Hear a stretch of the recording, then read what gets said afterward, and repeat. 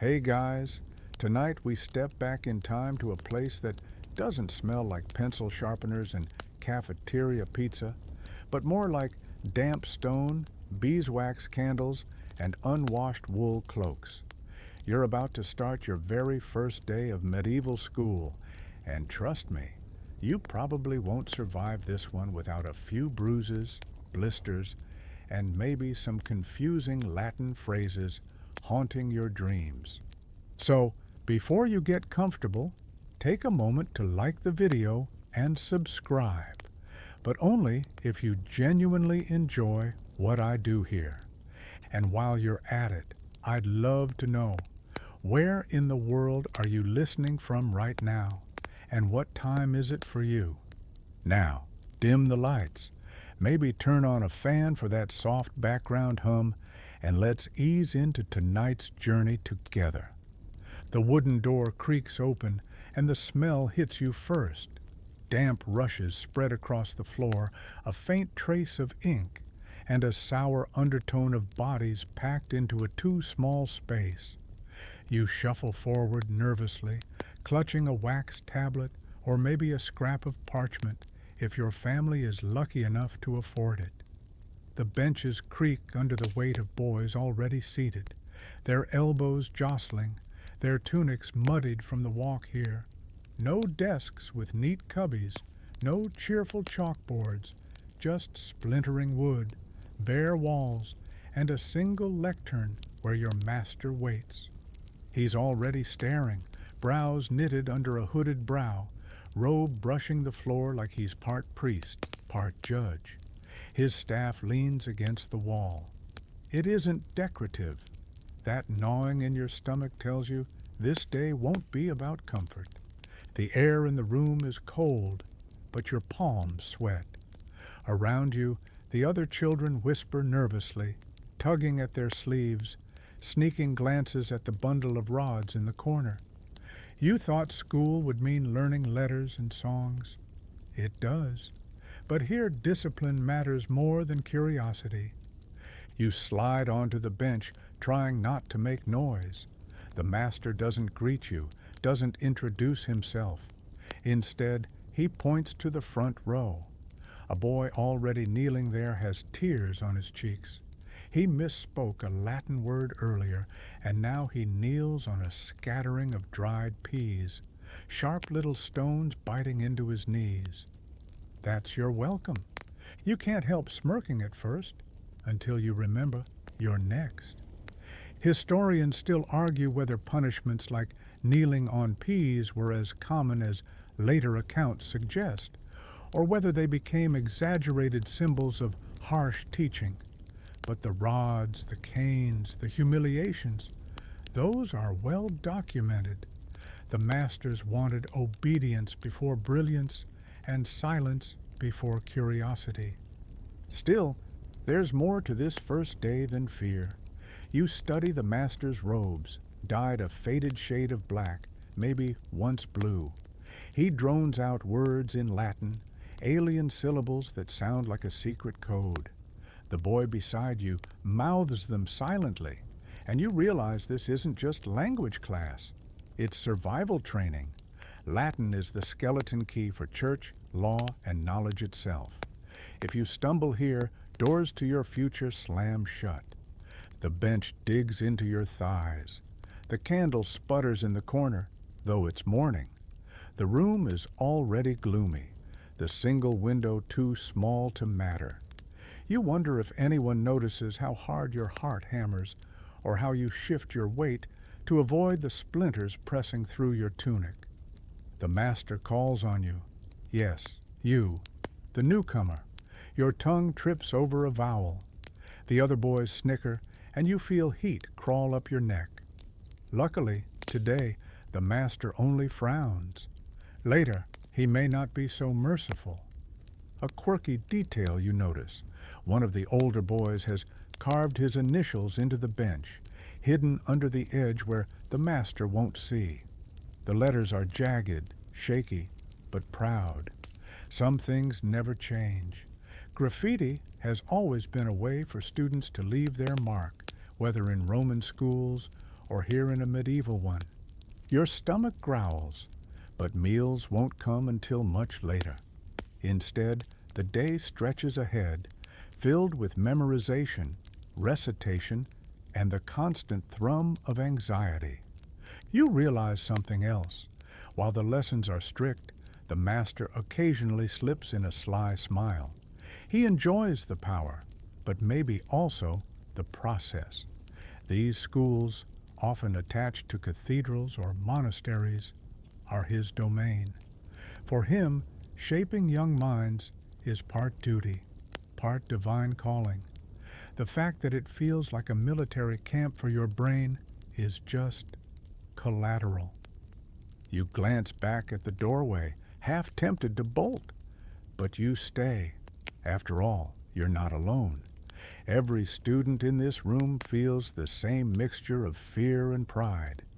This is the price of learning in the Middle Ages, and on your very first day, you've paid in sweat, nerves, and a shaky voice that can't quite pronounce amo, amas, amat. One last joke in your head keeps you going.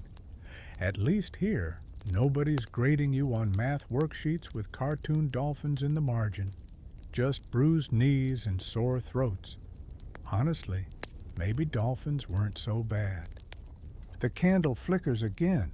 The day drags on, and your medieval education has only just begun. The master doesn't smile often, but when he does, it's usually not good news. His robe swishes as he moves, a long garment that brushes the floor like the hem of a curtain, only darker, heavier. It makes him look taller than he really is, half scholar, half executioner. He adjusts his hood, clears his throat, and suddenly the room is silent. You realize that here, silence isn't just polite, it's survival. The way he dresses tells you a lot about this world. No patched-up tunics or muddy cloaks like yours. His robes announce status, knowledge, and power. Teachers in medieval schools were often clerics, sometimes monks, and their clothing set them apart, a walking reminder that knowledge was tied to the church. That robe says, I speak for more than myself. I speak for tradition, authority, maybe even God. And if you dare laugh at the squeaky shoes of the boy across the room, that staff leaning against the lectern says he'll remind you exactly who's in charge. He lifts a book, a manuscript bound in wooden boards, heavy enough to serve as a weapon in its own right. The pages aren't white and crisp like you'd expect. They're thick, yellowed parchment, written in dark ink that sometimes fades into reddish brown. Every word here has been copied by hand, probably by some monk whose eyesight suffered under dim candlelight. The master holds it with care, but also with confidence, as though the book belongs only to him. You're distracted for a moment by the sound of the fire popping in the corner hearth. Not every school had one, but today you're lucky, or unlucky, depending on your seat. Too close, and the heat singes your legs. Too far, and you're freezing. There's no in-between. You shift your weight on the hard bench, trying not to think about how much you'd rather be outside, even if it meant chores in the mud. The lecture begins. His voice booms in Latin, and while you understand barely a word, you know better than to look lost. The older boys nod along, as if it all makes perfect sense. One even scribbles on his wax tablet, stylus scratching faint lines you can't quite read. You wonder if he's actually taking notes or just doodling knights and dragons. Historians still argue whether students were genuinely attentive in these settings, or whether most of them were, like students today, just trying to look busy. You watch the master's hands as he gestures. They're stained with ink at the fingertips, the sign of a man who writes more than he digs. His nails are short, his knuckles swollen, maybe from years of gripping quills, maybe from wielding that cane. He catches you staring and narrows his eyes, and suddenly you're fascinated with the grain of the wooden bench beneath you. A quirky detail distracts you again. His robe has little patches near the hem, not of cloth, but of wax drippings. It seems he stood too close to candles in the past, lost in his manuscripts. Even the mighty schoolmaster can't escape gravity and clumsiness. When he finally speaks in the vernacular, his voice carries a bite. He talks about duty, about obedience, about how education is a gift not all children receive. He reminds you, without really saying it, that if your family hadn't scraped coins or favors together, you'd be herding pigs instead of sitting here. You can't decide which sounds worse. One boy shifts and whispers something under his breath. The master notices, always. In 2 strides he's there, robe sweeping the floor, cane in hand. A sharp rap on the boy's knuckles echoes through the room. The boy winces but doesn't cry. Crying earns extra lashes. You tuck your hands under your thighs, grateful it wasn't you. The lesson resumes. He drills the class on recitation, his voice booming, yours faltering. He waits, arms folded, until the entire group speaks in unison.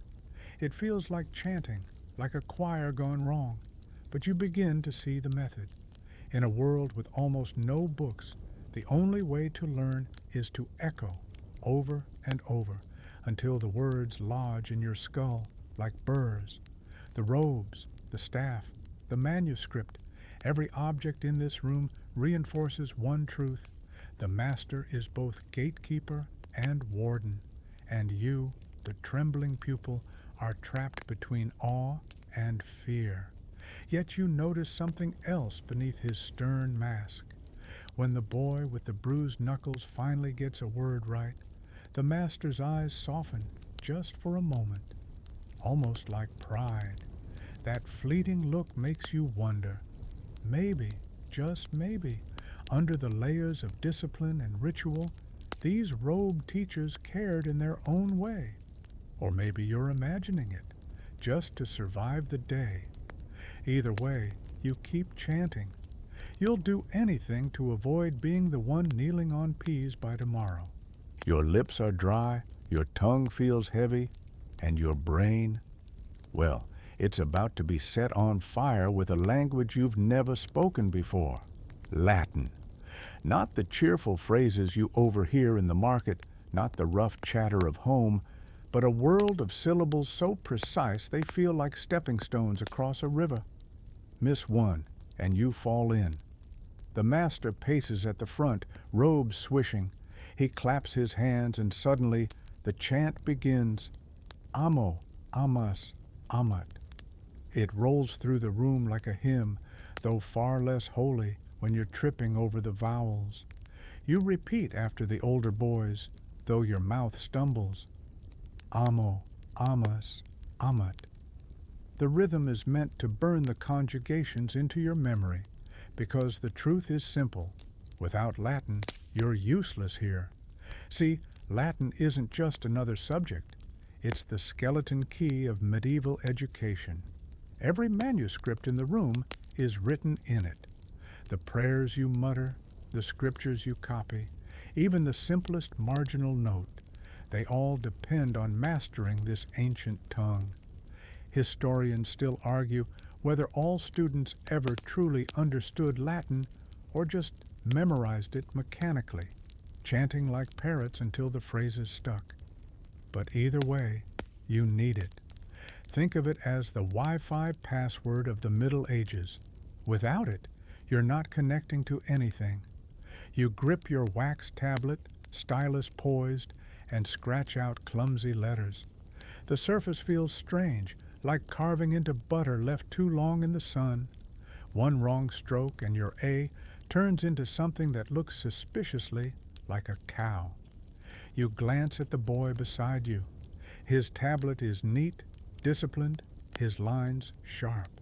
You sigh. Of course, some kids always ruin the grading curve.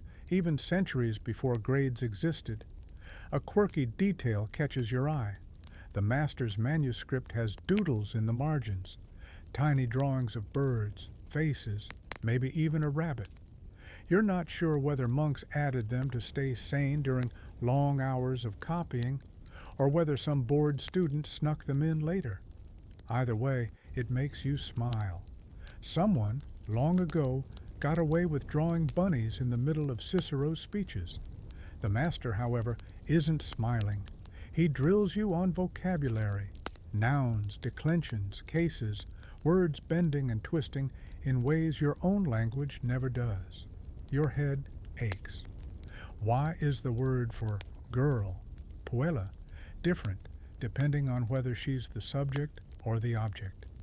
Why does Latin need 6 cases when your own tongue manages just fine without them? You want to raise your hand and ask, can't we just use emojis instead? But something tells you that Cain wouldn't find that funny. Still, as the hours crawl, you begin to notice something. There's a rhythm to it all, a melody almost. The endings repeat, patterns emerge like notes in a song. You don't understand yet, but you sense the order.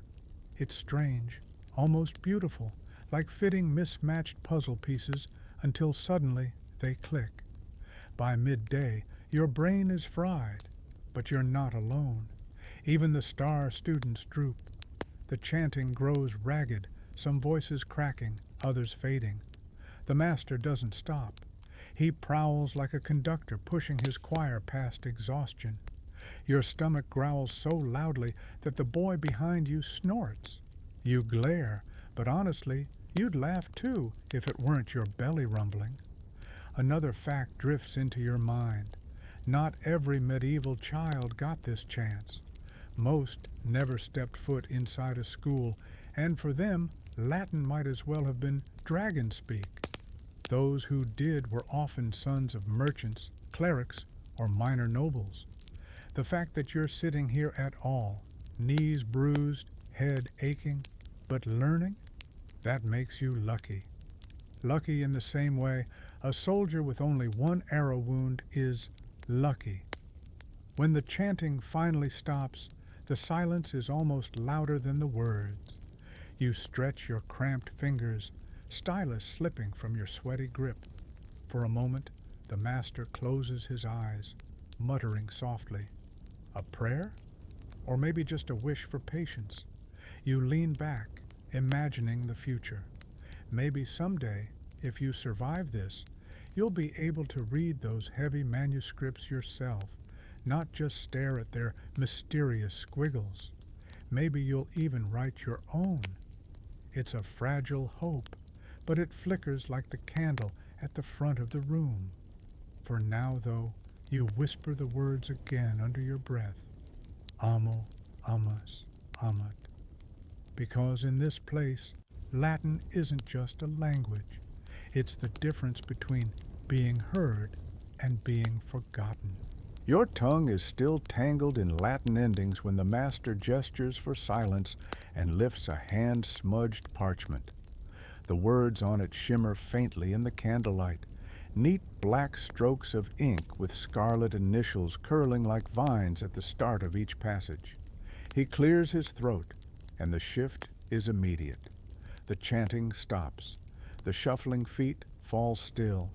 A low hush settles across the room, heavy as the scent of beeswax and smoke. You're about to meet your true mentors, the monks. Most of these schools, after all, are run by the church. That means your teachers aren't just men in robes. They're monks, bound to vows of obedience, chastity, and often poverty.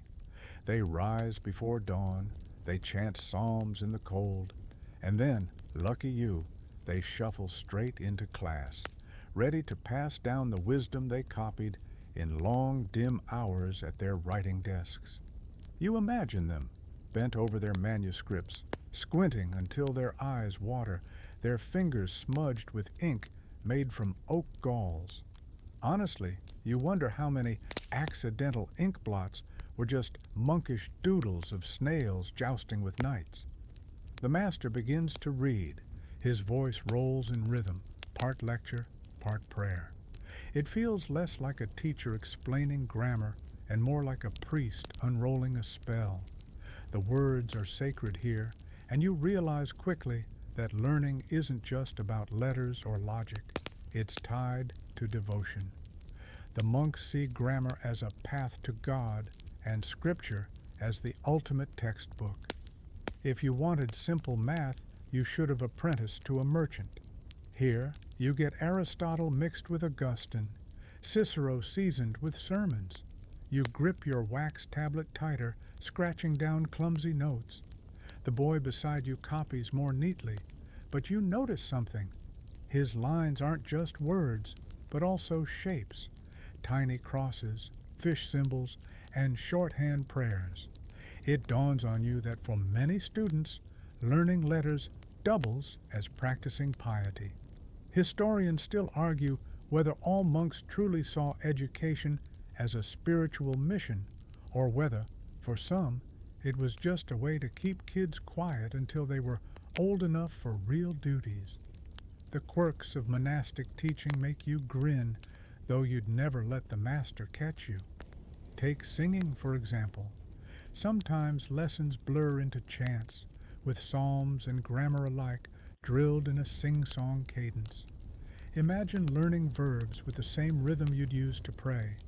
You chant amo, amas, amat, with the same solemnity as Pater Noster. Honestly, it feels like karaoke night in a monastery. The classroom itself reminds you of the scriptorium you glimpsed once, where monks hunched over their desks, copying texts. There, the scratching of quills filled the silence. Here, the scratching of styluses on wax echoes the same rhythm. Knowledge is fragile in this world, preserved through endless repetition, as if humans themselves are the printing press long before machines arrive.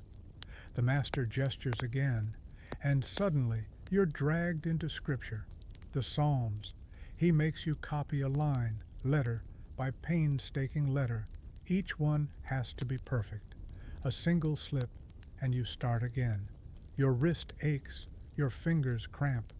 The boy behind you groans under his breath, and you know exactly how he feels. If handwriting is an art, then monks are both the artists and the ruthless critics. Still, there's an odd peace to it. As the day drags on, your nerves calm. The steady rhythm of copying, chanting, listening, it lulls you like waves at the shore. You're caught between exhaustion and focus, almost like meditation, though with more chance of a cane smacking your knuckles if you doze off. The quirky side of monastic teachers doesn't escape you either. One monk sneezes so loudly mid-lecture that the entire class jumps, and even the master chuckles. Another trails his robe in an ink pot and doesn't notice until his hem leaves blue streaks across the floor. You stifle laughter behind your hand. These men may act like pillars of wisdom, but they're still just human, ink-stained, tired, and occasionally ridiculous. By the time the candles burn low, you've absorbed a jumble of grammar, scripture, and song. Your head throbs, your back aches, and your eyes blur. But beneath the discomfort, there's something else, a spark. For all the discipline and drudgery, you sense the weight of knowledge here. These monks aren't just keeping you in line. They're linking you to a tradition centuries deep, one that stretches from ancient Rome straight into your weary little hands. You close your wax tablet and flex your cramped fingers. Tomorrow, you'll do it all again. But tonight, as the master dismisses the class with a curt nod, you shuffle out of the smoky room with a strange mixture of dread and pride. You're a student of the monks now, and their ink-stained shadows will follow you for years. The quill feels heavier than it looks. You grip it awkwardly, knuckles white, and press it against the wax tablet like it owes you money. Each stroke is a battle, each curve a mountain to climb. The alphabet, which seemed simple at home, has transformed into a labyrinth of loops, dots, and unexpected swirls. Letters that were once friendly friends, A, B, C, now look like strangers in disguise, some hiding little tails, others bending into angles you didn't know existed. You glance at the boy next to you, his letters neat, precise, almost artistic. His S is a perfect serpent, his T a straight pillar. You attempt the same and end up with something that could be interpreted as a bird, a tree, or possibly a very sad fish.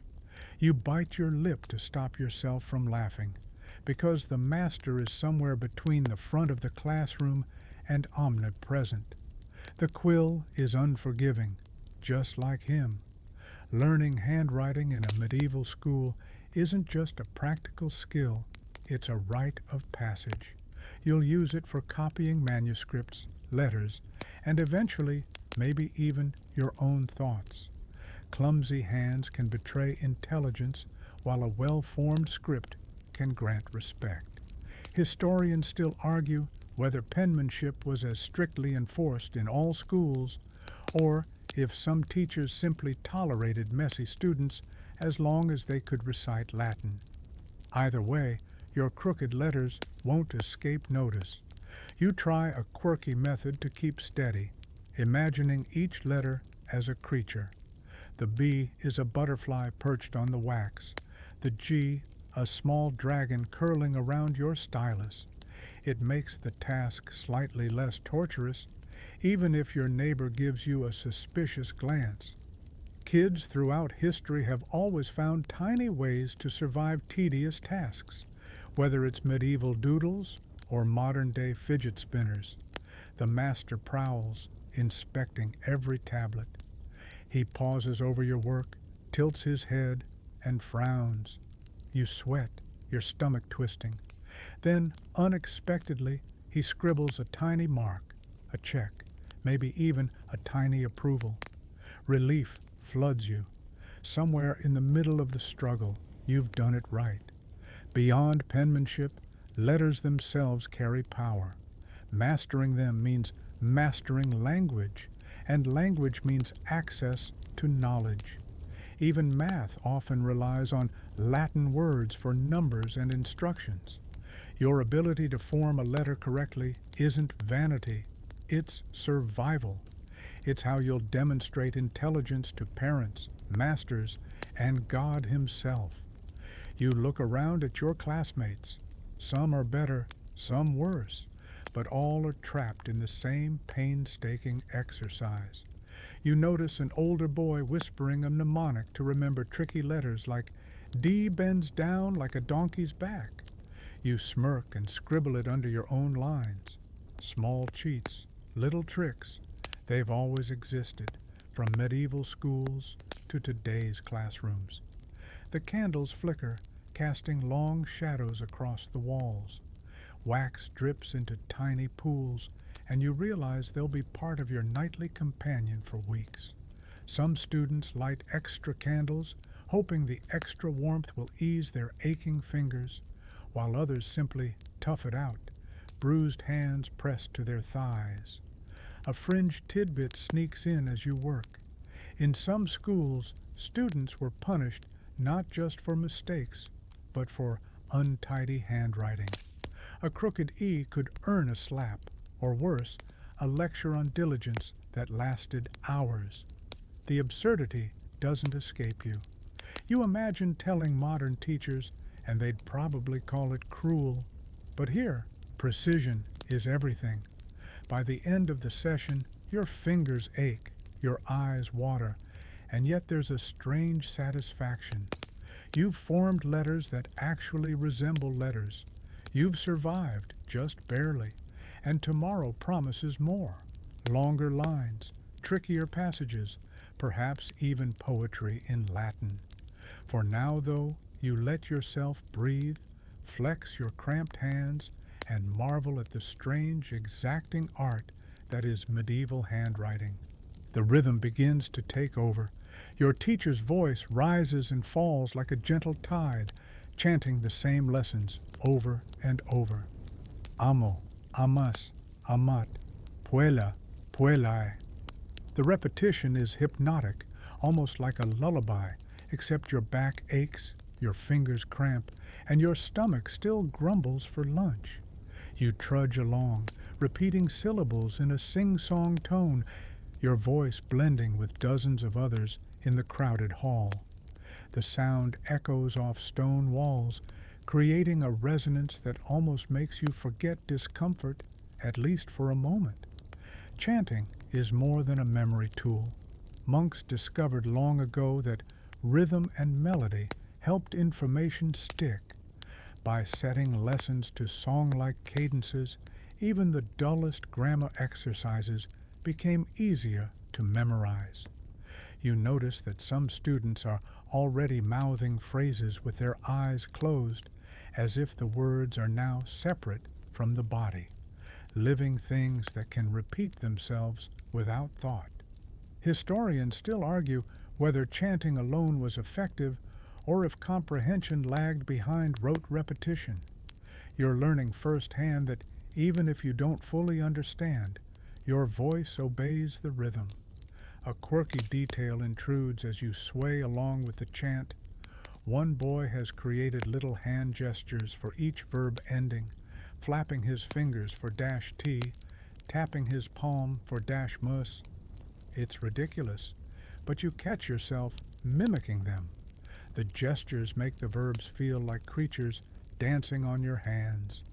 You suppress a grin when the master notices and raises an eyebrow, but surprisingly, he doesn't stop the boy. Perhaps he enjoys the creativity, or perhaps he's too lazy to intervene. Either way, the gesture song trick seems to work. As the hours stretch, your voice becomes hoarse, throat raw from repetition. You struggle with words that twist and curl in unfamiliar ways, and yet there's a strange satisfaction in the predictability of it all. You know what's coming, know when to breathe, and know that at the end of the chant, even if your brain is muddled, some of the knowledge has lodged itself into memory. The room smells of melted wax and sweat, a combination that clings to your clothing like a badge of perseverance. You glance at the candles flickering along the walls.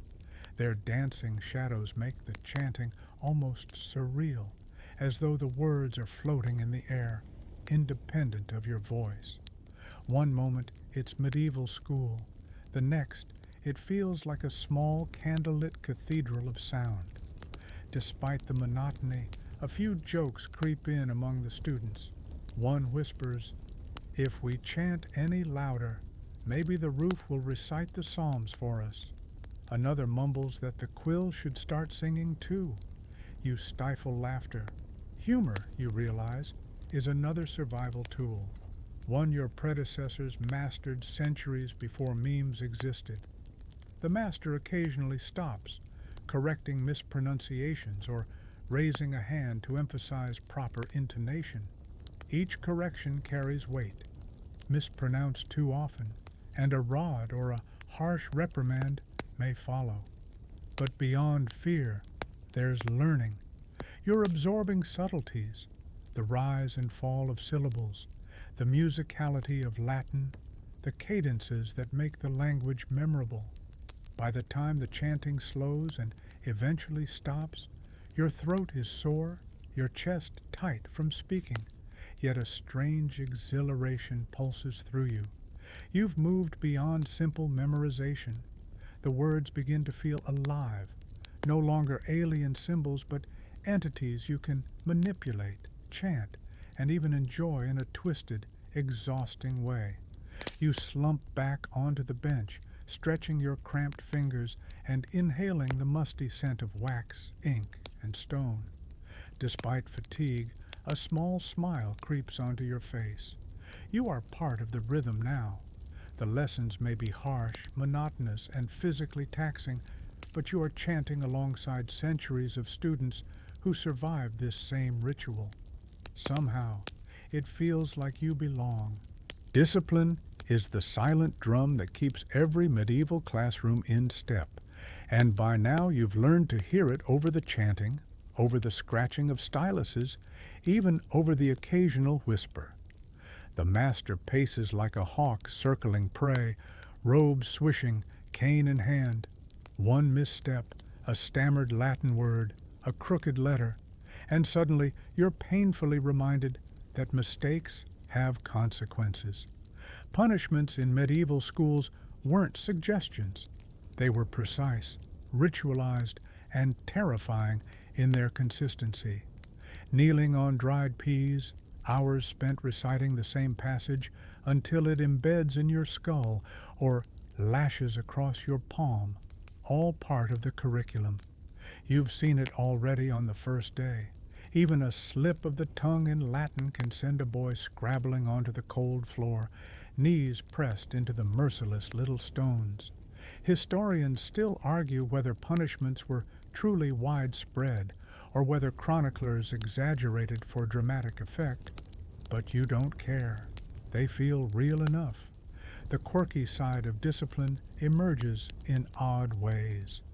One boy manages to drop his quill just as the master glances at him. The quill rolls like a tiny cannonball across the floor, and the entire class stifles giggles.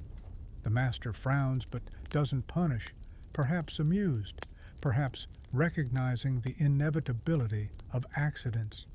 It's a brief reminder that even in a world ruled by rods and rules, there's space for human error and sometimes even levity. Rules extend beyond mispronounced Latin or bad handwriting. Students aren't allowed to speak unless prompted, to move without permission, or to leave their seats for any reason short of death or illness. You count your breaths carefully, timing them between lessons, hoping to avoid drawing attention. Even the smallest sigh can attract a scolding. Survival here means learning the subtle art of invisibility while still participating enough to prove your diligence. One particularly ridiculous tradition involves kneeling during recitation. It isn't about humility in the spiritual sense, it's punishment disguised as penance. Kneel long enough and your knees numb, your body aches, and you're forced to focus on nothing but the words you chant. By the end, your mind locks onto the Latin almost involuntarily. It's a brutal memorization technique, but effective. The atmosphere in the classroom is suffocating yet oddly structured. Each student exists in a space carved precisely for learning, or perhaps obedience. The master moves like a shadow, monitoring, correcting, occasionally offering a nod of acknowledgement when a student succeeds. That small acknowledgement carries weight far beyond any modern praise. A flicker of approval can make the agony of memorizing declensions worthwhile. Meals are meager, and often punishment extends into breaks. One boy, caught fidgeting with bread, spends extra minutes on the floor in awkward positions, silent tears forming at the corners of his eyes. You chew slowly, minding every crumb, aware that distraction alone can earn the cane. The mix of hunger, exhaustion, and mental strain defines the medieval student's daily experience. By late afternoon, your body aches, your mind spins, yet there's a rhythm to this suffering. Discipline is woven into every gesture, every syllable, every quill stroke. Oddly, you begin to appreciate it, recognizing that it molds not only skill, but endurance. Surviving a day here is more than academic. It's a test of patience, stamina, and frankly, your ability to ignore the absurdity of it all. Somewhere between chants, quills, and kneeling, you notice a spark of resilience. Your classmates adapt, inventing small tricks, mnemonics, and silent jokes to keep their spirits alive. The room is strict, harsh, and rigid, yet within those bounds, humanity persists. And as the master finally allows a brief rest, you slump onto the bench, aching, exhausted, but oddly triumphant. You've learned the first harsh lesson of medieval schooling. Obedience isn't optional, but survival can include cleverness, humor, and small, secret rebellions. The daylight outside is waning, but inside, the classroom glows dimly from a few flickering candles. Their light dances across the stone walls, casting long, exaggerated shadows that make every movement feel theatrical, almost sinister. You trudge toward your seat again, arms heavy with your wax tablet and quill, feeling the fatigue settle deep into your bones. Candlelight studies are the norm here, and the shadows make even the familiar feel alien. Reading by candlelight is an exercise in patience. The wax drips, occasionally onto desks or your fingers, leaving tiny, sticky reminders of your labor. The flicker makes letters dance on the tablet or parchment, and you have to squint to trace them accurately. Historians still argue whether this dim lighting improved focus, or whether it was merely a necessity in buildings without glass windows or reliable daylight. Either way, your eyes ache, and blinking doesn't seem to help. Quirky as it sounds, some students develop strategies to cope with the dim light. One boy leans so close to the candle that his nose almost touches the flame, risking singed hair for clarity. Another has constructed a tiny reflector out of polished metal to bounce light onto his page. You suppress a chuckle. These little inventions are the medieval equivalent of modern desk lamps. Necessity breeds creativity even in such a strict environment. The master prowls, occasionally pointing out smudged letters or crooked lines. The cane rests nearby, but is rarely needed here. The threat alone is enough. Still, one unlucky classmate brushes a candle too aggressively while reaching for his tablet, and a glob of melted wax lands squarely on his tunic. The master's sigh is audible across the hall, but beyond that, he says nothing. That student will wear the stain as a badge of clumsiness for the remainder of the evening. The cold makes its presence known, seeping through your thin tunic and stiff sleeves. You pull them tighter around your shoulders, wishing for a fire that isn't just a single flickering candle. Yet even discomfort has a rhythm in this space. You copy passages, line after line, your stylus scratching a monotonous accompaniment to the low hum of chanting or muttered prayers. There's something hypnotic about the repetition, painful, tedious, but calming in a strange, relentless way. Meals are far away, and so your stomach grumbles, a steady drum against the mental fog. Pottage will come later, thin and warm, but for now, endurance is the lesson.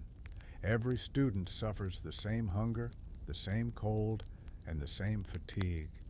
It binds you together, a quiet solidarity, even if no one dares speak. The candlelight reveals other small details that escape notice during the day.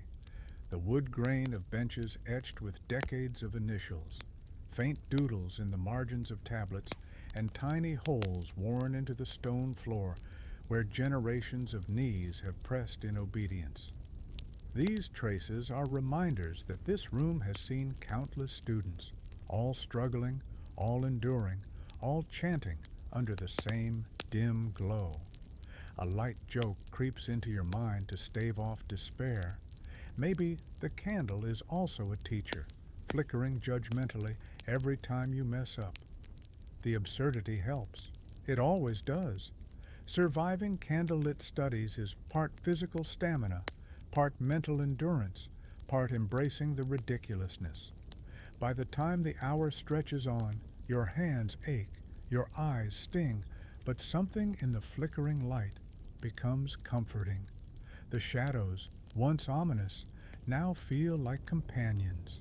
In the quiet rhythm of wax, ink, and chant, you realize that even harsh medieval schooling has a peculiar, almost meditative beauty.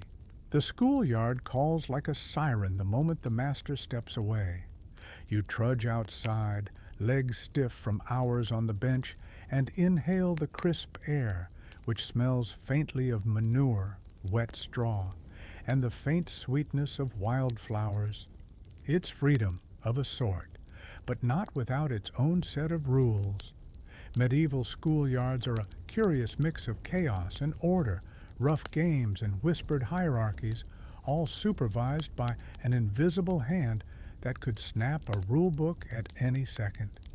You join a cluster of boys tossing a ragged leather ball back and forth. The ball is heavy, worn, and unpredictable, often squishing underfoot or bouncing in odd directions. Your foot meets it wrong and sends it ricocheting into a puddle. The laughter that erupts around you is a mix of delight and mockery.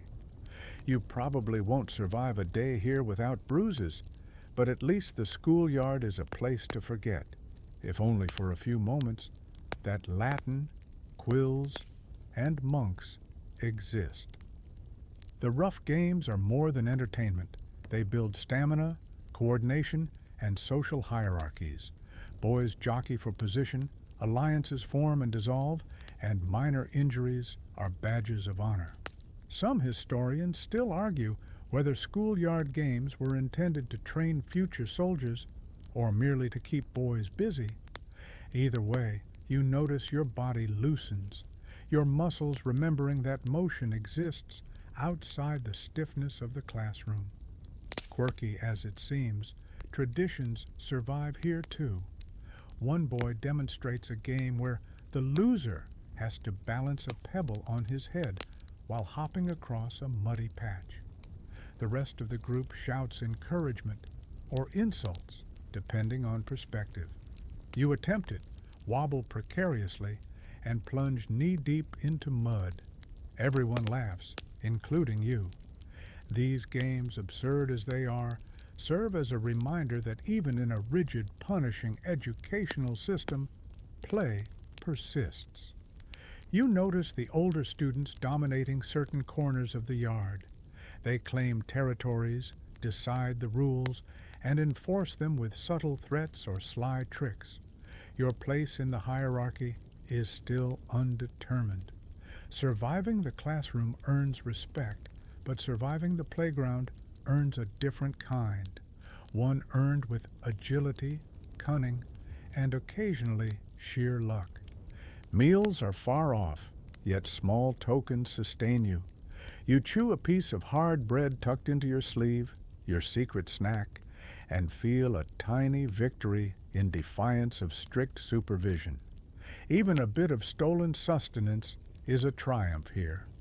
The yard also functions as an informal school.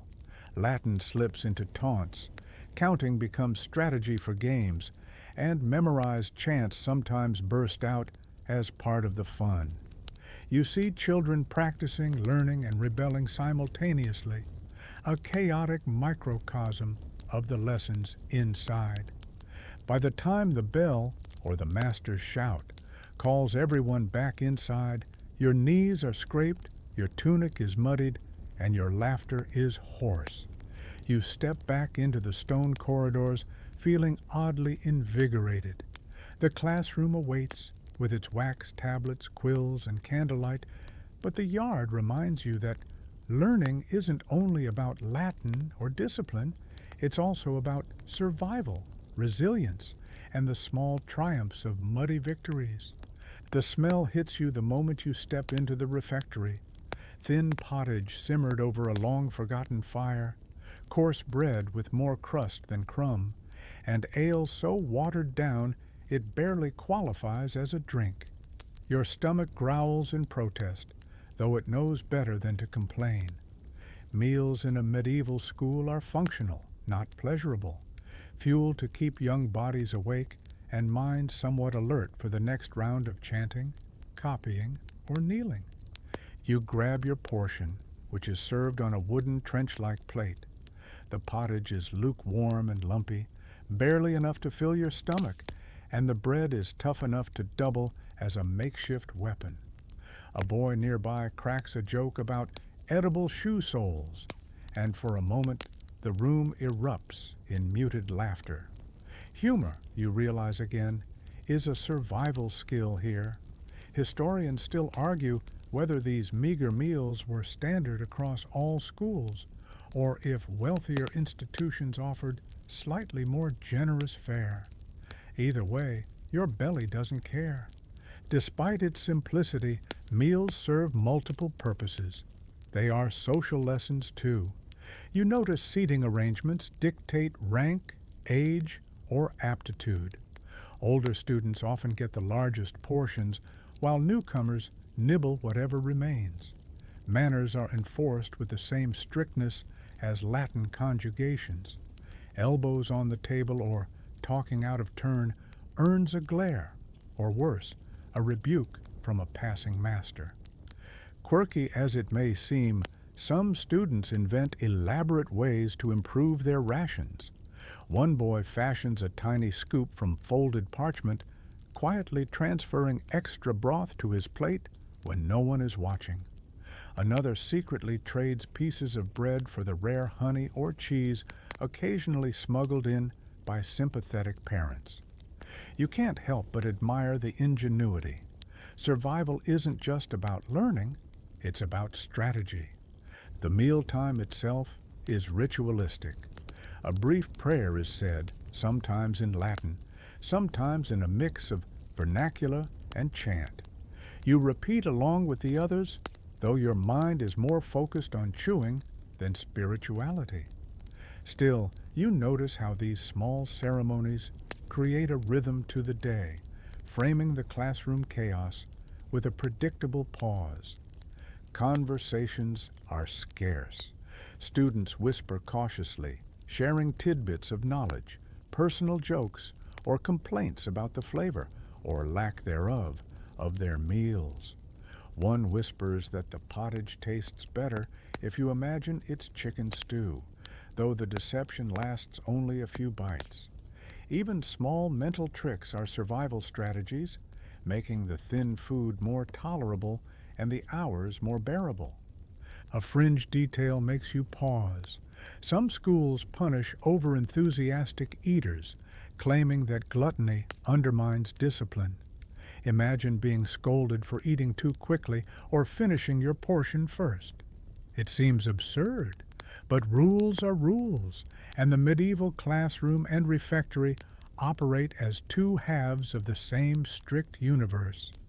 As you chew slowly, the warmth of the meal seeps into your hands, your belly, and your awareness. Hunger is a constant companion, but for these brief minutes it becomes manageable, a shared experience that reminds you that even in austere conditions, humanity persists. The small talk, the laughter, the clever tricks, even the grumbling, all of it binds the students together, forming unspoken alliances that will be just as important as Latin and writing in surviving this harsh world. You finish your bread and pottage, wiping your hands on your tunic, and glance around. Everyone is preparing to return to class, to the flickering candles, ink-stained fingers, and endless chants.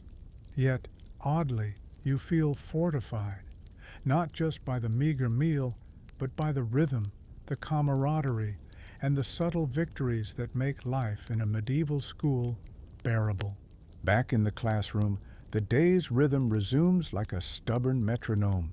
You trudge to your bench, your stomach still humming with hunger from mealtime, and set your wax tablet before you.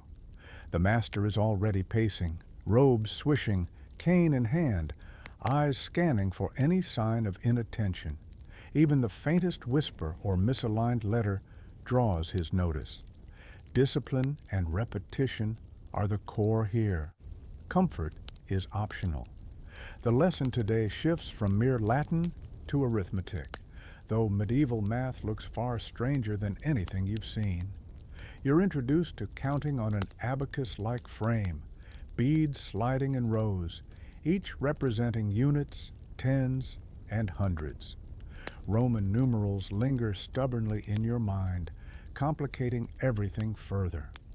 Historians still argue whether students truly understood complex arithmetic or whether rote memorization was sufficient for trade, land measurement, and taxes.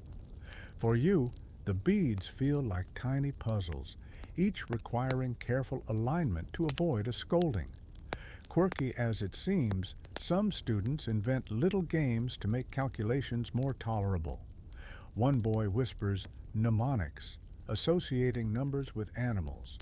5 is a fox, 3 is a hare. You laugh silently, imagining a medieval zoo running through math problems. It's ridiculous, yet surprisingly effective. Small mental tricks like these help you navigate a world where learning is painful, slow, and often unyielding. The master moves between students, tapping knuckles against tablets, correcting mistakes. One boy misaligns a row and groans as the cane hovers. You bite your lip. Mistakes aren't just embarrassing, they're visible, public, and sometimes painful. Surviving arithmetic is more than mental, it's a lesson in patience, attention, and quiet endurance. You notice the room's atmosphere has changed slightly from earlier Latin chanting. The focus is mechanical, measured, almost meditative. Fingers move beads, eyes track rows, heads nod in concentration. The monotony, oddly, has a rhythm of its own. Candlelight flickers against the stone walls, shadows stretching across benches, creating a strange sense of both confinement and order. Some students cheat subtly, sliding beads just a little to adjust sums without the master noticing. One clever boy hides his errors behind a slightly larger hand movement, pretending to realign beads when really he's correcting mistakes surreptitiously. Tricks like this have existed for centuries. Ingenuity always finds a way, even under strict rules. The master occasionally pauses, muttering corrections under his breath, his eyes sharp as a hawk's. He may be punishing, but there's method in it. Each correction embeds knowledge deeper into the student's memory. And even as the pain and frustration mount, small victories accumulate. You realize that surviving this session will require more than skill. It will require endurance, cunning, and a willingness to embrace both monotony and absurdity. By mid-afternoon, your fingers ache from sliding beads, your back is stiff from long hours on the wooden bench, and your mind feels simultaneously clouded and alert. And yet, amid the fatigue, you sense the faint thrill of accomplishment. Sums are solving, mistakes are fewer, and somehow you're beginning to navigate the peculiar rhythm of medieval arithmetic. Even the mundane becomes memorable in this environment. The scent of ink, the rasp of stylus on wax, the flickering candles, and the quiet hum of focused minds form a tapestry that will lodge itself in memory, long after you forget the exact numbers. Surviving these hours isn't just about learning. It's about endurance, adaptation, and noticing the small victories amid the harshness. By now, fatigue has settled into every joint. Your fingers are stiff from quills, your legs sore from long hours on the unforgiving benches, and your mind a swirling fog of Latin endings and bead counting. And yet, there's no rest. The master begins the next lesson, one that blends reading aloud, rhetoric, and moral instruction, a trifecta designed to stretch patience, voice, and intellect simultaneously. You're assigned a passage from a classical text, one of those hefty tomes with elaborate initial letters and margins full of tiny flourishes. The words are dense, twisted in syntax that seems designed to confuse the unprepared. Your tongue trips over phrases, and you feel the weight of every eye in the room. Historians still argue whether classical texts were chosen for genuine educational value or primarily as a tool for mental endurance. Either way, struggling through the lines feels like navigating a linguistic obstacle course. A quirky detail breaks the tension. One student whispers that the decorated letters look like tiny monsters. You glance at the manuscript, and yes, the Q seems to leer at you with a tiny tail curling upward. Another boy adds that the R looks like it's running away.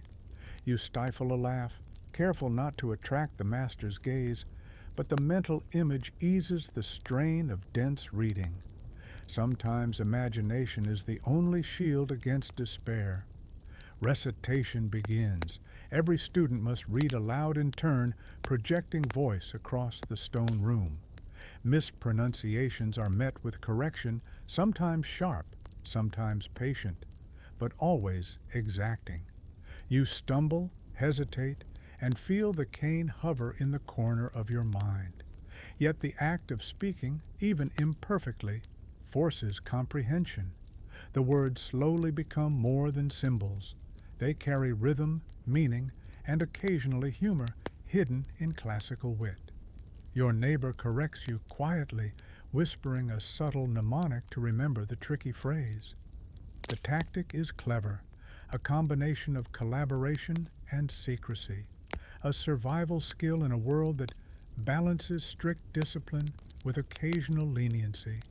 You realize that small alliances, silent cues, and whispered tricks are essential to navigating medieval school life. The master paces, adjusting robes, clearing his throat, and sometimes muttering to himself. His hands are ink-stained, his knuckles calloused from writing and correcting endlessly. Yet there's pride in his movements, subtle, almost imperceptible.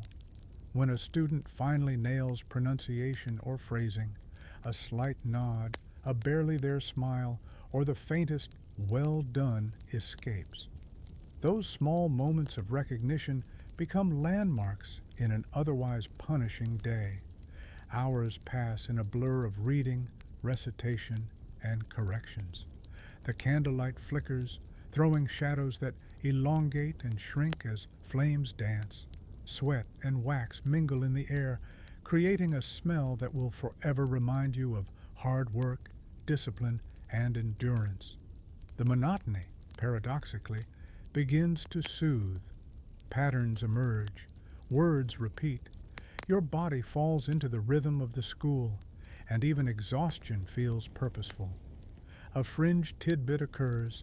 Some medieval schools encourage students to copy phrases while standing, kneeling, or even balancing on benches as a test of focus and physical control. You imagine balancing on a bench with quill in hand while chanting Latin aloud, and it's both horrifying and oddly impressive. Discipline stretches beyond mind and spirit. It touches the body itself. By the end of the session, your voice is hoarse, your hands cramped, and your mind weary. But a sense of accomplishment glimmers. You've navigated classical text, recited aloud under scrutiny, and survived the exacting gaze of the master. Somehow, amid fatigue and minor absurdities, you've grown.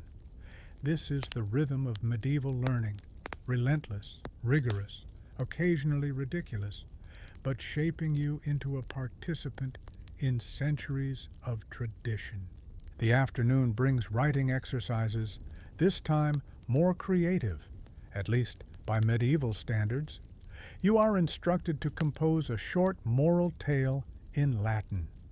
Your quill scrapes across the wax, forming letters that feel stiff and awkward, but you push forward, determined not to appear incompetent. Every word is a careful choice. Every phrase must adhere to grammar rules that still twist your brain into knots. You glance at your classmates' attempts. Some are polished, resembling miniature sermons with flowing Latin that would make Cicero proud. Others are comically rough, letters sprawling across the tablet like rebellious vines. Historians still argue whether creativity was genuinely encouraged, or whether these exercises were merely a test of discipline disguised as artistic freedom. Either way, your small narrative about a fox and a foolish crow feels daring, even if the Latin is patchy. Quirky details keep the task bearable. One boy writes about a cat chasing a monk's hat. Another invents a story involving a clumsy knight and a runaway goose. These little flourishes inject humor and personality into the otherwise rigid exercises, reminding you that medieval schooling, while strict, isn't devoid of play. You suppress a grin as your fox outwits the crow, imagining the master's raised eyebrow. The master paces, observing, occasionally murmuring corrections under his breath. The cane remains nearby, a silent reminder that mistakes have consequences. Yet there is subtle praise for ingenuity. A cleverly worded sentence, proper Latin syntax, or even a neat line of script might earn a nod or a whispered, "Well done." Small victories matter immensely in this environment. Physical discomfort continues to test you. Your back aches from hours bent over the desk, your fingers cramp, and your eyes water from ink smudges. Yet each challenge reinforces resilience. The repetition of writing, combined with creative exercise, strengthens both skill and patience. You begin to notice your letters improving, subtle curves forming where before there were jagged angles. A fringe observation sneaks in. In some monastic schools, students decorated the margins of their work with tiny illustrations or flourishes, even if the master discouraged it. Birds, rabbits, and stick figure knights appear beside Latin text, small rebellions of personality in a strict system. You can't help but add a tiny foxtail curling around your own final word, a miniature wink to yourself across centuries. By the time the exercise concludes, a mixture of fatigue and satisfaction settles over the classroom. You've crafted a story, followed strict rules, and even injected a sliver of personality. The balance between discipline and creativity, painful yet rewarding, reminds you why students of this era are often described as hardened, imaginative, and cunning all at once. As the master dismisses you for a brief break, your hands ache, your wrist is stiff, and your voice is hoarse from previous chanting. Yet, beneath the exhaustion, there's a flicker of pride. You've survived another segment of medieval schooling, blending obedience, skill, humor, and creativity into the same exhausting package. The bell, or rather, the master's stern clapping, signals a shift. Now it's time for moral instruction, a lecture woven with stories, ethical dilemmas, and the occasional stern warning. You trudge back to your bench, quill resting reluctantly in hand, knowing that the next hour will test not only your mind, but your attention span. The master speaks in measured tones, drawing examples from scripture, classical texts, and local lore, each tale carrying an implicit lesson about obedience, virtue, and proper conduct. You notice how the lessons are designed to embed social norms as much as morality. Respect for authority, patience, piety, and diligence are constantly reinforced. Historians still argue whether this moral instruction shaped students' characters or merely conditioned them to obey, but for you, it feels like a mixture of both.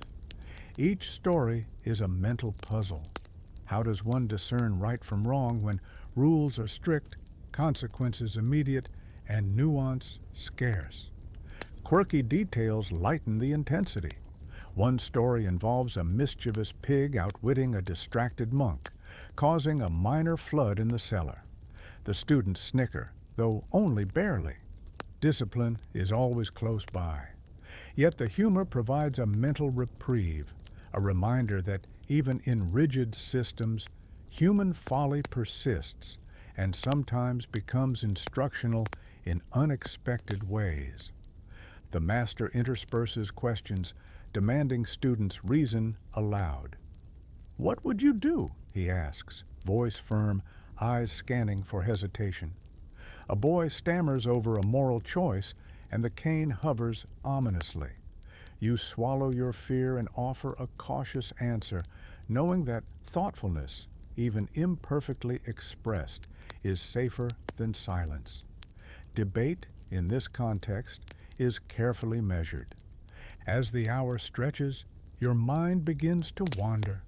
You picture yourself centuries later, retelling these lessons with the same gravity and tiny rebellions of imagination.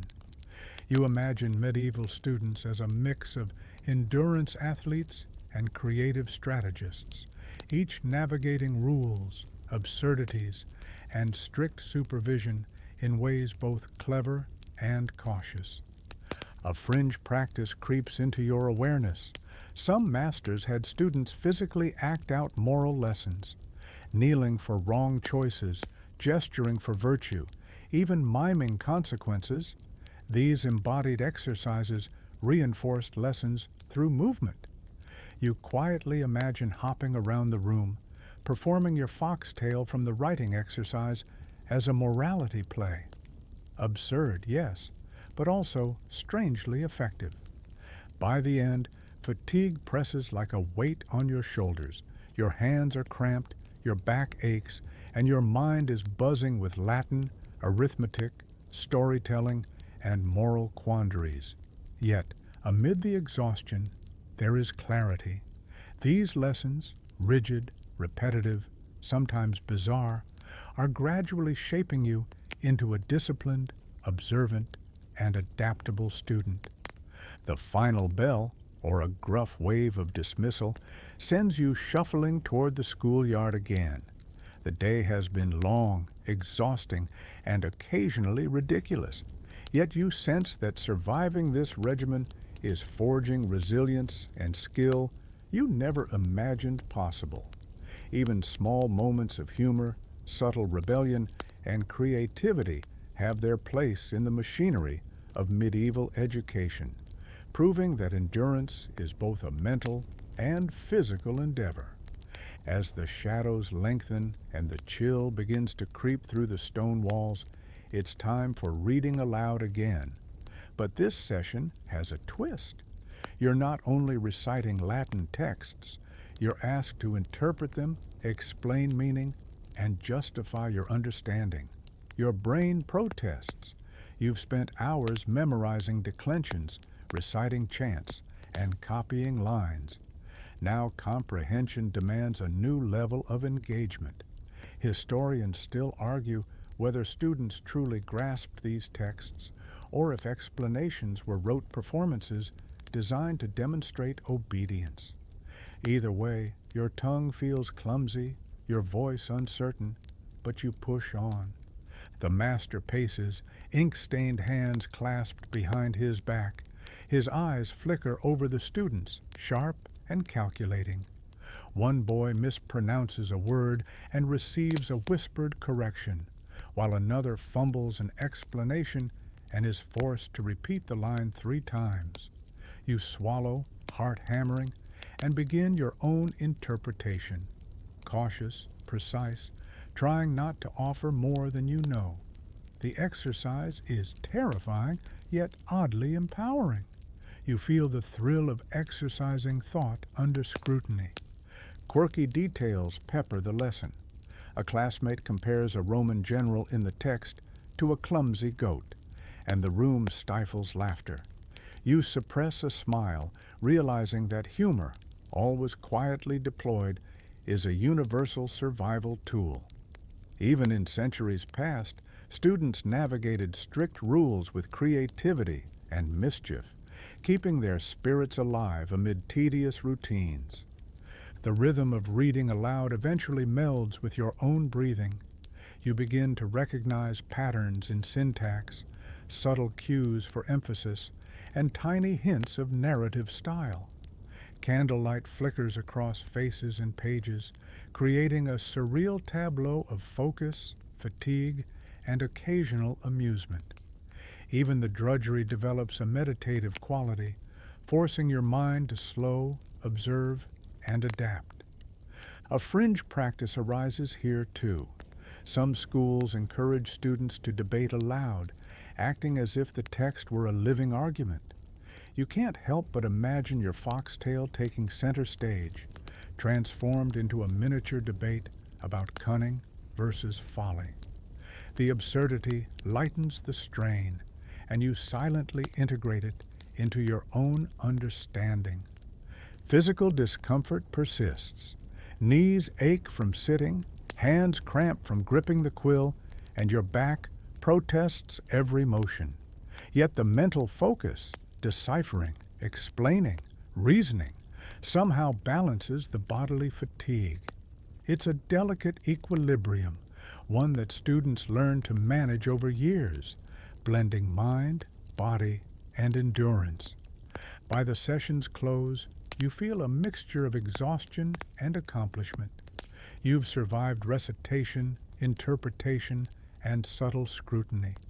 You've navigated humor, mischief, and tiny triumphs of comprehension.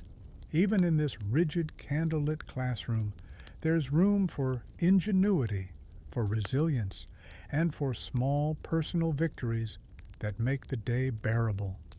The rhythm of medieval schooling, relentless yet oddly structured, continues to shape both skill and character. By now, your body has fully acclimated, or at least surrendered, to the relentless pace of medieval schooling. Hours of quill scraping, chanting, kneeling, and reading have left your muscles stiff, your fingers ink-stained, and your mind alternately foggy and hyper-focused. Yet the master signals a shift. Today, the focus is rhetoric, the art of persuasion. You trudge to your desk, wax tablet in hand, knowing that argument, logic, and eloquence will be tested alongside discipline and endurance. Rhetoric in medieval schools isn't casual debate.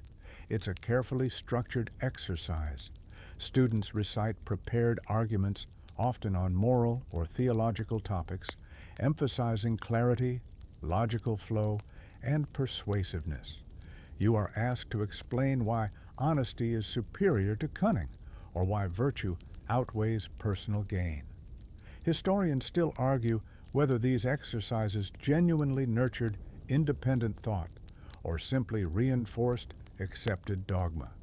Either way, fumbling through your explanation risks embarrassment or subtle rebuke.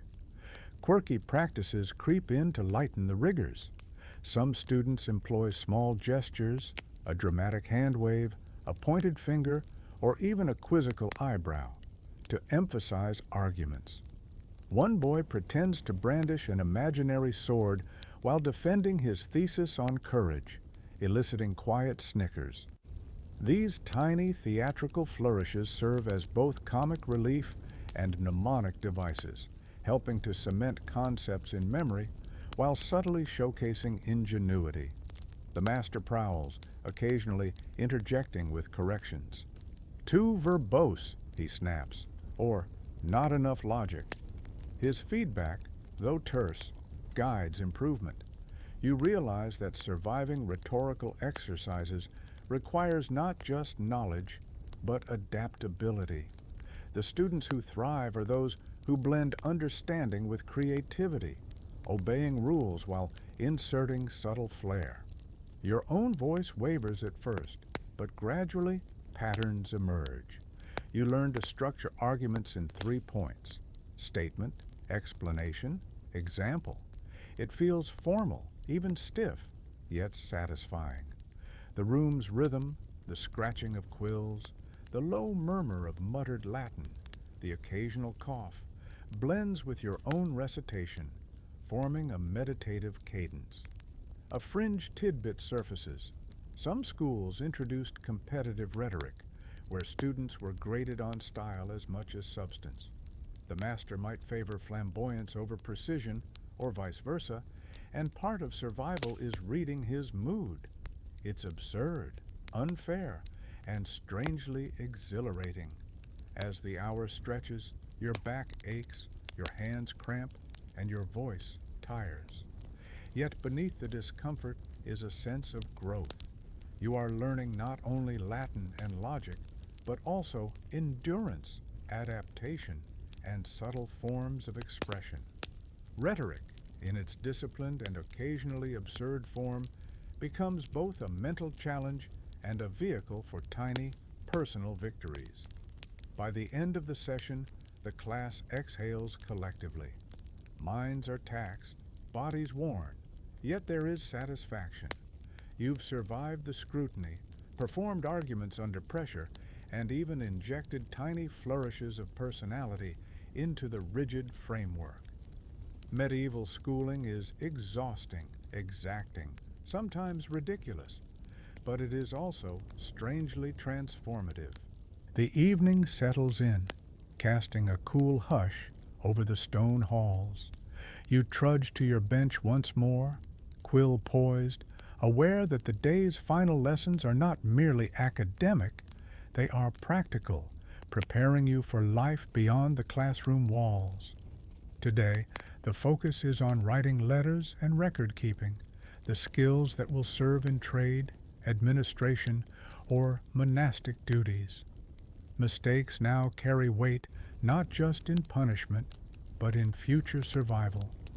You begin copying a model letter, carefully tracing each letter, ensuring proper spacing and alignment. Wax drips onto your fingers as the quill scratches across the tablet. Every stroke must be deliberate. Sloppy penmanship signals ignorance or carelessness. Historians still argue whether literacy was widespread or reserved for the elite.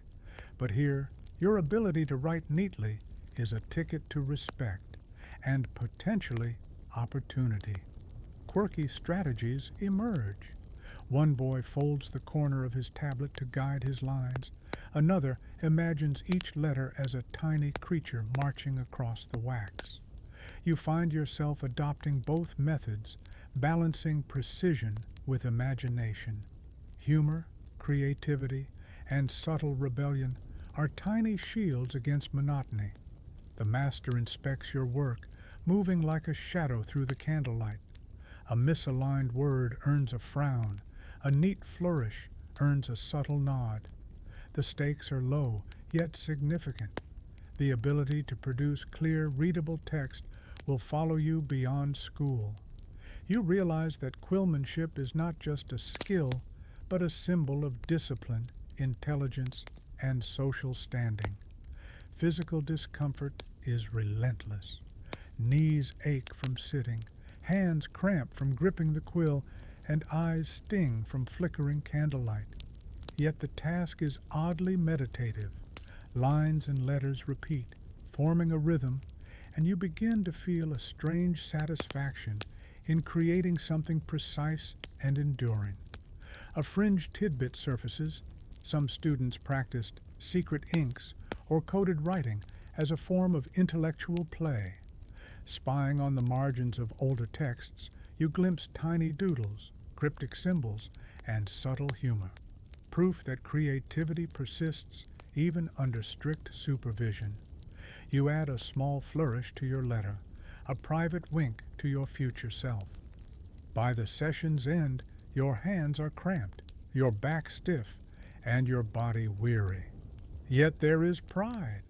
You've completed a letter legibly, followed strict rules, and inserted a tiny spark of individuality. In the dim glow of candlelight, medieval schooling feels less like punishment and more like a rigorous dance, structured, demanding, yet accommodating small victories for those who notice. As the master dismisses you, the stone hall echoes with tired footsteps.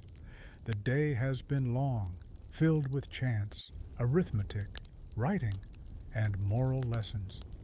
Yet, amid fatigue and occasional absurdity, You feel a glimmer of accomplishment. Knowledge has been absorbed, skills honed, and resilience quietly reinforced. Night deepens, and a thin chill creeps into the stone classroom. You trudge to your bench for the final session of the day, memorization and recitation of sacred texts. This is the quiet, exhausting part of medieval schooling, where mental endurance is tested more than comprehension.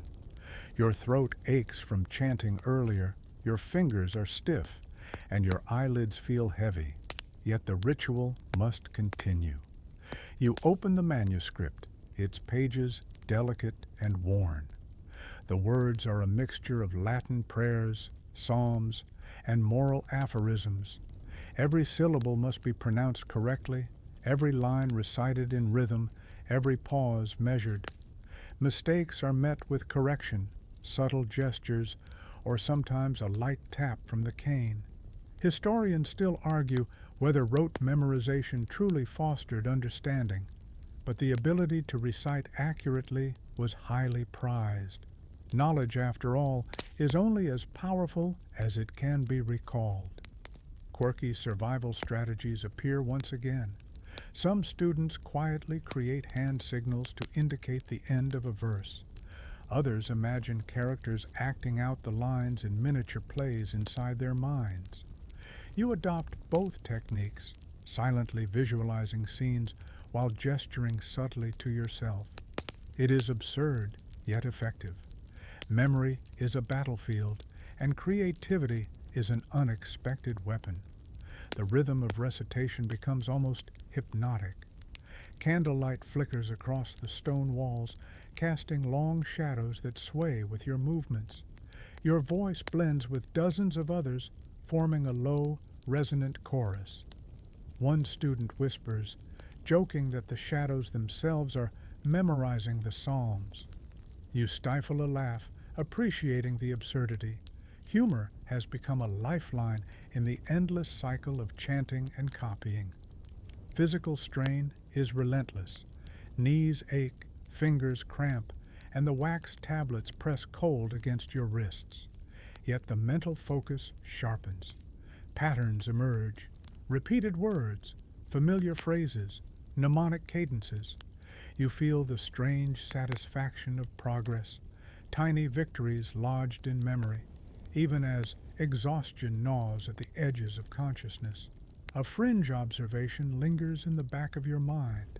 Some monasteries employed musical tones for recitation, turning memory exercises into a kind of song.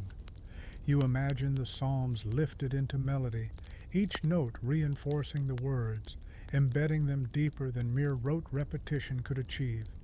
It's beautiful, almost otherworldly, a reminder that discipline and artistry can coexist even in austere conditions. By the end of the session, your voice is hoarse, your body exhausted, yet a quiet triumph hums through your veins. You've endured chanting, memorization, and scrutiny, navigating rules, absurdities, and tiny personal strategies. Survival in medieval schooling isn't only about obedience, it's about endurance, creativity, and finding pockets of control in an otherwise regimented world. The final hours of the school day stretch long and quiet, a mixture of fatigue and reflection settling over you. You trudge to your bench, back aching, fingers stiff, eyes stinging from candlelight. The master summons the students for review, a final round of recitation, arithmetic checks, and moral reflection. This is the culmination of everything endured today, a test of memory, discipline, and focus. You begin with Latin declensions, repeating familiar patterns aloud. Your throat is raw, your voice hoarse, but the rhythm has become almost meditative. Mistakes are quietly corrected, and each successful recitation feels like a small victory. Historians still argue whether repetition without understanding truly educates or merely conditions obedience. But for now, survival itself feels like the lesson. Quirky distractions emerge. One boy hums a tune under his breath to remember tricky endings, while another sketches tiny animals on the edge of his tablet to mark completed lines. You catch yourself adding a small flourish to your own writing, a private rebellion against monotony.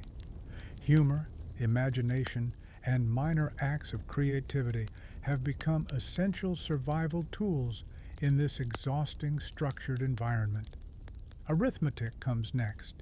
You slide beads along your counting frame, retracing steps from earlier in the day.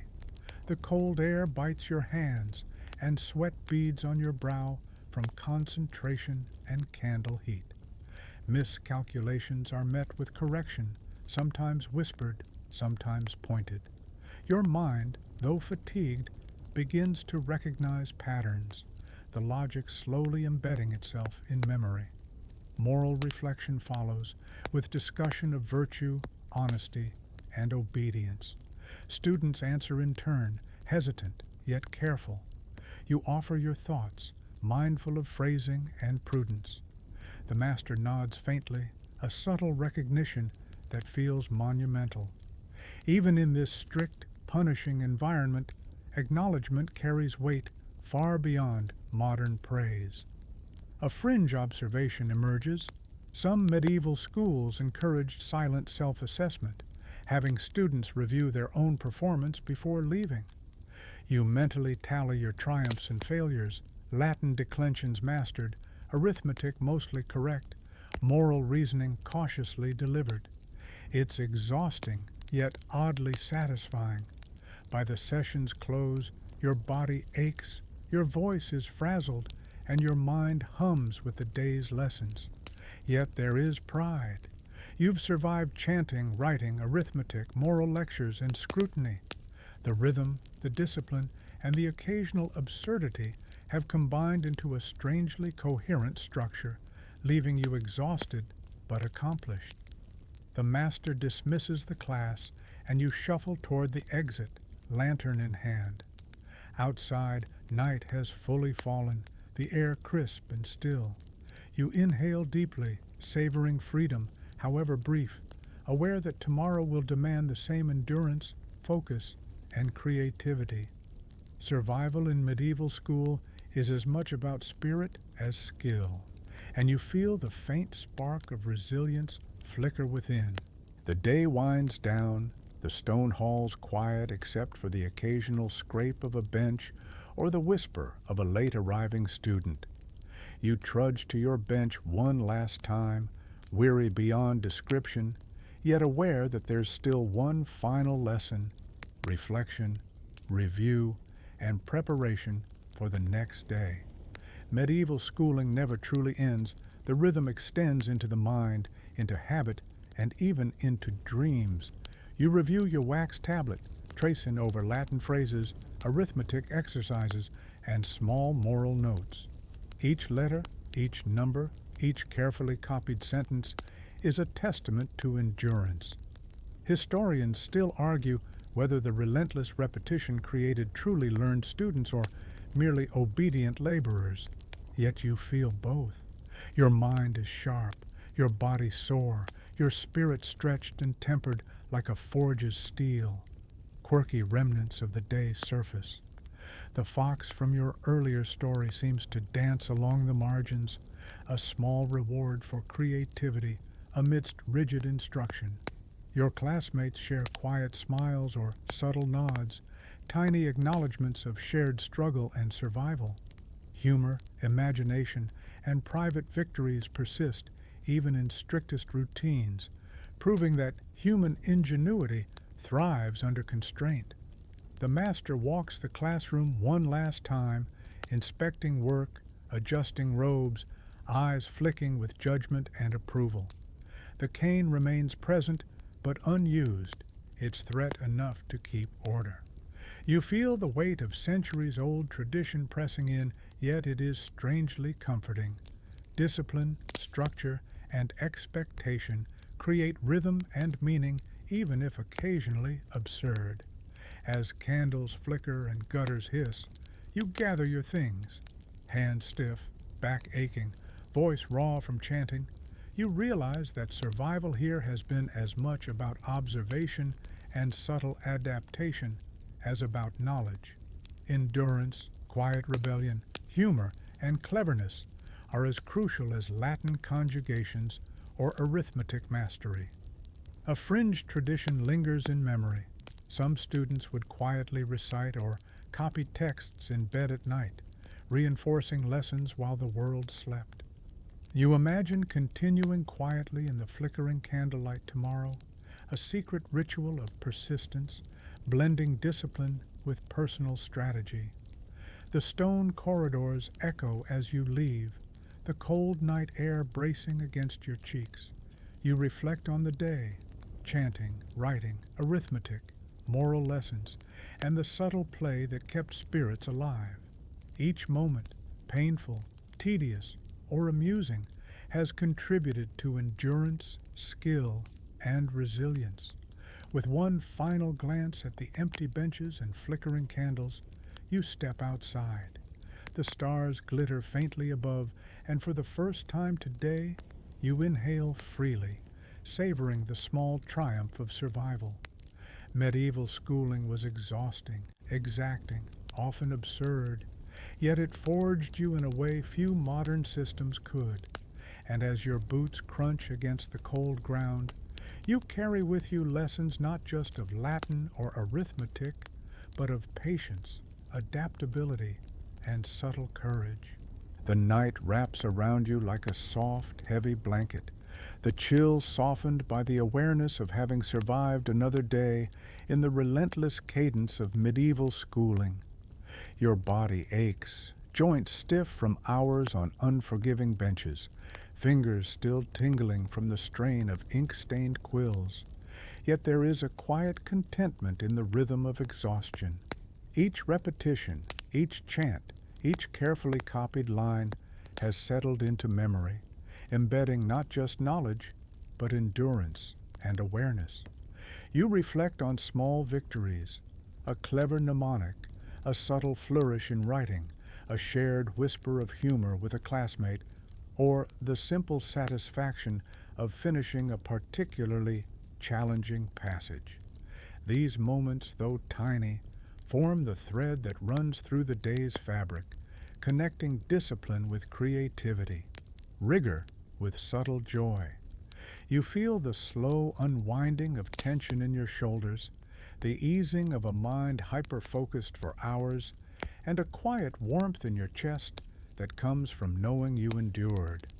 Outside, the wind moves gently through the schoolyard, rustling leaves and carrying faint scents of straw, earth, and distant fires. The night sky spreads above, vast and calm, a stark contrast to the structured chaos within the stone walls. You close your eyes briefly, imagining the shadows dancing across walls, the flicker of candlelight, the low hum of chanting, each a memory, a lesson, a heartbeat of a day survived. Let your breath slow, each exhale soft and even. Let the ache in your hands, your back, your legs soften with the knowledge that effort has meaning. The fox in your story, the tiny doodles, the whispered jokes, they linger as reminders that even in the strictest, most exacting systems, humanity finds a way to persist. Tonight, you rest. Your mind may replay lessons, your body may protest, but all is well. Now dim the lights, maybe turn on a fan for that soft background hum, and let the day fade gently into memory. Drift slowly, carry the lessons, and feel the quiet triumph of having endured. Sleep will come, soft and deep, and tomorrow will arrive, ready for new challenges, new lessons, and new small victories.